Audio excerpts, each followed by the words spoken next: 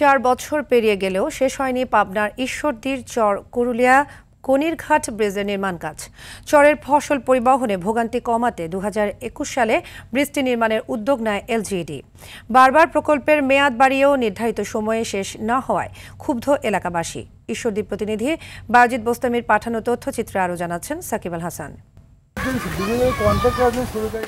পদ্মার এই শাখা নদীর এক পাড়ে বসতি ও অন্য পাড়ে হাজার হাজার হেক্টর ফসলি জমি। বছর জুড়ে এই চরে আবাদ হয় বিভিন্ন ধরনের শাকসবজি। যাতায়াত সুবিধার কথা চিন্তা করে 2021 সালের এপ্রিল মাসে 7,04,13,000 টাকা ব্যয়ে শুরু হয় ব্রিজটির নির্মাণ কাজ। 96 মিটার দৈর্ঘ্য ও 7.3 মিটার প্রস্থের এই ব্রিজটি নির্মাণের দায়িত্ব পায় ঠিকাদারি প্রতিষ্ঠান এনএম ও আইসিএল প্রাইভেট লিমিটেড। কথা ছিল 2022 সালের অক্টোবরে শেষ হবে নির্মাণ কাজ। 4 বছরেও সম্পন্ন হয়নি ব্রিজটির অর্ধেক কাজ। শুষ্ক মৌসুমে নদী পাড়ি দিয়ে ফসল তোলা কিছুটা সহজ হলেও ভরা মৌসুমে দুর্ভোগের শেষ নেই বলছেন স্থানীয় চাষিরা।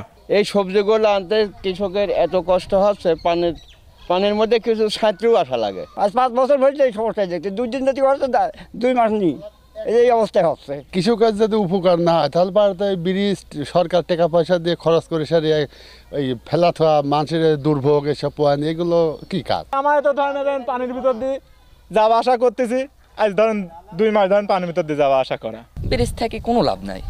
সেই ব্রিজে যদি কামই না চলে, সেই ব্রিজ থেকে কোনো লাভ আছে? চলতি বছরের ডিসেম্বরের মধ্যে নির্মাণ কাজ শেষ হবে বলছেন এলজিইডির এই নির্বাহী প্রকৌশলী। ঠিকাদারের সাথে স্থানীয় কিছু ব্যক্তিবর্গের সমস্যার সৃষ্টির কারণে ঠিকাদার কাজটি বিলম্ব করে। তো পরবর্তীতে আমরা এই সমস্যাগুলো সমাধান করে কাজটি বর্তমানে প্রায় শেষ পর্যায়ে। রেলিংয়ের কাজ এবং 2 পাশে অ্যাপ্রোচের কাজটা চলমান রয়েছে। রেলিং আর অ্যাপ্রোচের কাজটা শেষ হলেই ব্রিজের কাজটা সম্পন্ন হবে। বরাবরের মতো শুধু আশ্বাসে যেন সীমাবদ্ধ না থেকে নির্ধারিত সময়ে ব্রিজটির নির্মাণ কাজ শেষ হয়, এমনটাই প্রত্যাশা স্থানীয়দের। সাকিব আল হাসান, RTV।